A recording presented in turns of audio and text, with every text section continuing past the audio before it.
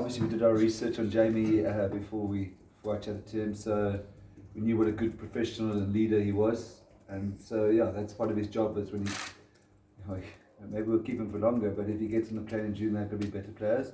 His primary job, of course, is to play for us and do everything we can to try and win a Super Rugby first time. And what better way to say goodbye to the grand old lady that is Newlands. But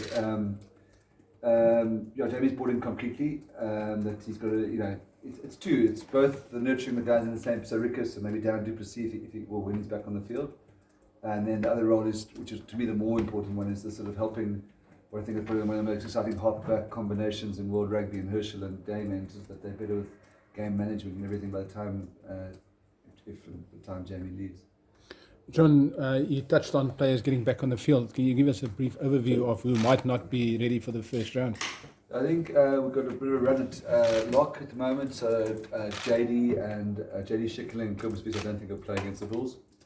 And the Hurricanes play against the Bulls. Sorry, bigger pardon.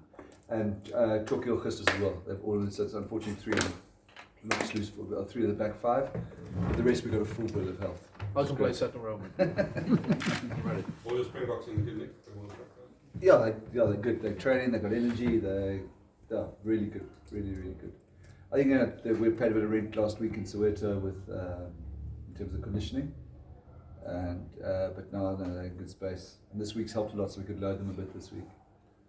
Dobby, you mentioned the halfbacks just now, the influence that you're hoping Jamie could also have.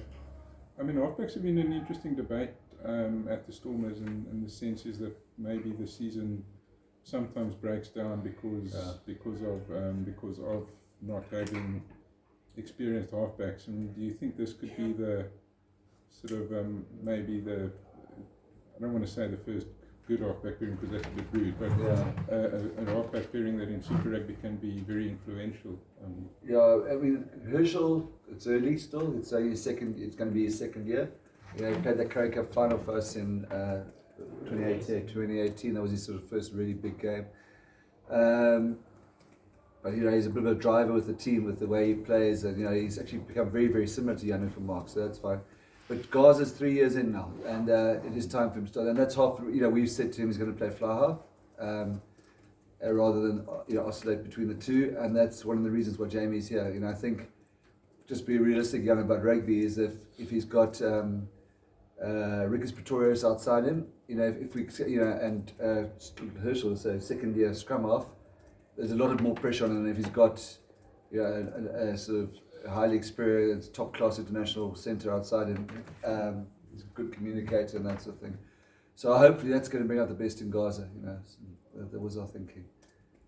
But I do think it's nice to have a settled halfback combination, if you know what I mean.